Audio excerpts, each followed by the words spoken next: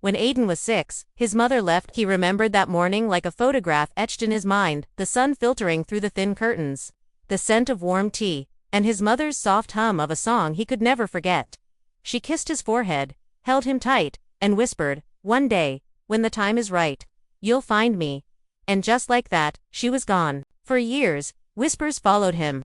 She left because they were poor, some said. She went to chase a new life far away, others gossiped. But no one, not even his father, ever gave him the truth. His father would just sit in silence, his eyes heavy with a pain he refused to share. Aiden grew up with a question echoing in the hollows of his heart. Why did she leave? And did she still love him? He carried that question everywhere to school, through his chores, and into the quiet nights where he'd stare at the moon, wondering if she was staring at it too. By the time Aiden turned 16, he decided he was done wondering. He needed to find her. He packed a small bag, a single extra shirt, a bottle of water, the little money he'd saved from helping villagers, and a folded piece of paper and an old letter he'd found hidden away. It was in his mother's handwriting, and at the very bottom, a city name, Serenia. He didn't know where it was or how far he'd have to go, but he started walking. His journey was long and lonely. He walked through fields where the tall grass swayed like ocean waves, and he crossed rivers where he'd wash his face and stare at his reflection, searching for pieces of her in himself, her eyes, her smile, her courage. Some days, the sun was a relentless fire in the sky. Some nights, the cold bit deep into his bones. He slept under trees, in empty barns, and on roadside benches. But along the way, strangers showed him kindness. An old farmer shared his meal. A traveling merchant let him ride on his wagon. A grandmother, whom he helped with her groceries, gave him a warm bed for the night. "Why do you travel all alone, child?" she asked gently. "I'm looking for my mother," he replied.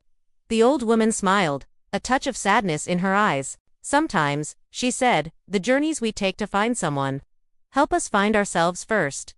Aiden carried her words with him for many days. After months of walking, he finally reached Serenia. It was a city unlike anything he'd ever seen, a dizzying maze of noise, lights, and rushing people. It was overwhelming, but he didn't stop.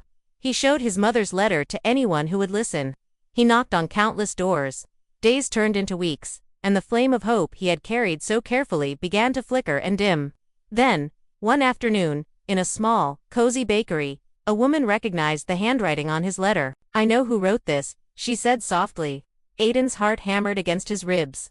"She works at the community clinic down by the river." Aiden ran. He didn't feel his tired legs or his aching feet.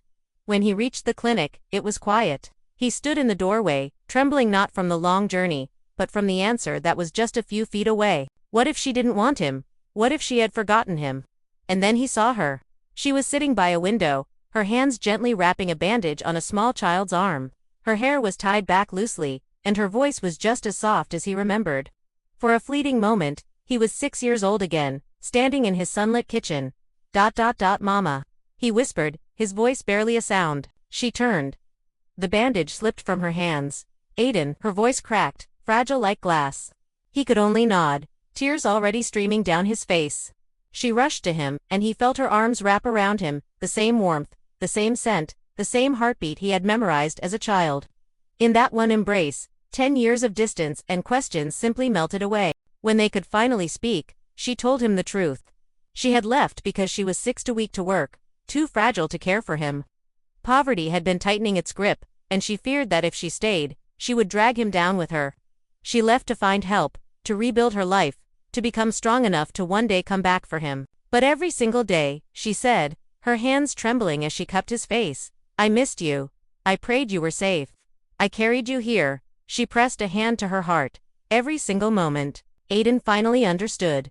She didn't leave him. She left to protect him. He didn't need to say anything. He just held her hands, and in that shared silence, the broken pieces of their lives began to mend.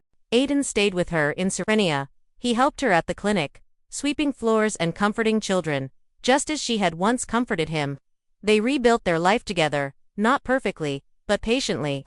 Some wounds never fully disappear, but they can be healed with love. Every evening, they would sit by the river and watch the sun dip below the horizon, the same horizon Aiden had once walked toward all alone. But he wasn't alone anymore.